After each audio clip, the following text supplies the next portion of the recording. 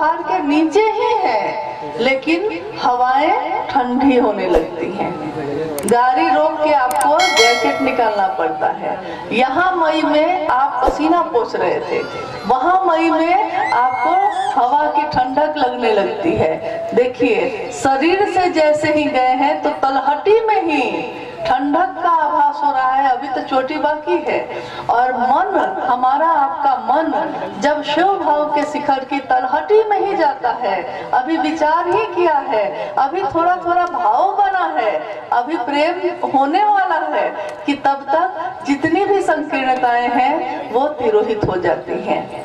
दूसरों से बैर खत्म हो जाता, दुश्मनी का भाव खत्म हो जाता, जाति पाति का भाव खत्म हो जाता, धर्म का भेद खत्म हो जाता, अमीर गरीब का भेद खत्म हो जाता।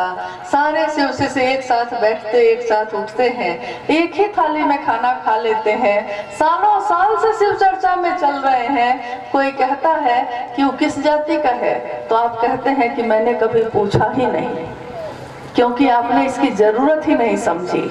तो शिव के शिष्यता के बारे में साहब ने कहा कि जाति, धर्म, लिंग, संप्रदाय, वर्ण से परे है शिव की शिष्यता। यानी शिव की शिष्यता आध्यात्म का रास्ता है, उसमें इन चीजों का कोई मोल नहीं है। तो ये अपने आप तिरोहित हो जाती हैं। इसके लिए आपने कुछ अलग से प्रयास नहीं किया है, आपने सिर्फ शिव की चर्चा की है, आपने सिर्फ महादेव से दया मांगी है, बस महादेव को नमन किया है। इतने से ही संकीर्णताएं तिरोहित हो गई। तिरोहित होने का अर्थ होता है अपने आप खत्म हो जाना। जैसे कपूर को आप रखिएगा, तो कपूर को अगर खुले में रख दीजिए, कुछ देर के बाद देखिएगा कि कपूर जो है पूरा का पूरा उड़ गया। अब वहाँ कपूर का जो टुकड़ा था वो है ही नहीं, हवा में घुल गया, कब उड़ गया पता ही नहीं चला। ऐसे ही हमारे आपके मन से भी ये बातें कब उड़ जाती हैं पता भी नहीं चलता। पहले घरों में कोई कुछ कह देता था तो इतना तीर की तरह लगता था दिल में कि कितने समय तक तो भूल ही नहीं पाते थे।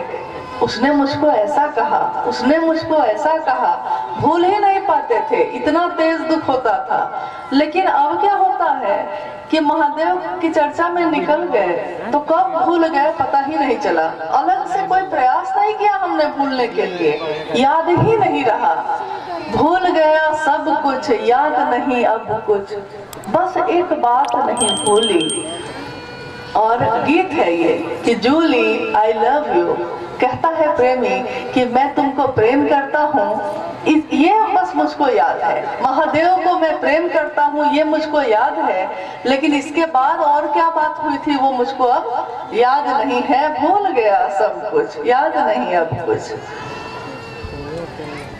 तो अपने आप ही ये संकीर्णताएं तिरोहित हो जाती हैं। स्थानीय गुरु भाई हैं रमेश जी और प्रयाग विश्वकर्मा लठैया। प्रश्न भी इन्होंने लिखा है, जिज्ञासा है कि शिव शिखर के शासन का विरोध करता है। साहब श्री ने पुस्तक में लिखा है कि गुरु की दया पाने के लिए वरीयता का अभिमान त्यागना होगा। साहब की लिखी हुई इस पंक्ति को कृपया समझाने का प्रयास किया जाए। जिज्ञासा बहुत खतरनाक है, उत्तर दें कि नहीं। शिव शिखर के शासन का विरोध करते हैं। और साहब ने चर्चा में भी जब ये बात कही थी, उसमें भी उन्होंने कहा कि आप दूसरों को सहयोग करेंगे, शासन नहीं। और जिस दिन आप शासन करने लगेंगे, आपका पहला विरोधी मैं खुद हरिंद्रानंद होऊंगा। क्यों कहा उन्होंने? क्योंकि उन्होंने कहा कि शिव की शिष्यता में सब बराबर हैं और शिव कभी भी एक का शासन नहीं बर्दाश्त करते, क्योंकि शिव खुद ऐसा नहीं करते।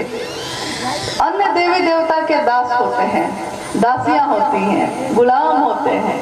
लोग कहते हैं प्रभु जी तुम चंदन हम पानी, प्रभु जी तुम जो हो ईश्वर हो और हम तुम्हारे दास हैं। तुम ईश्वर, हम दास हैं। लेकिन अन्य देवी देवता के दास होते हैं, महादेव के दास नहीं होते हैं। महादेव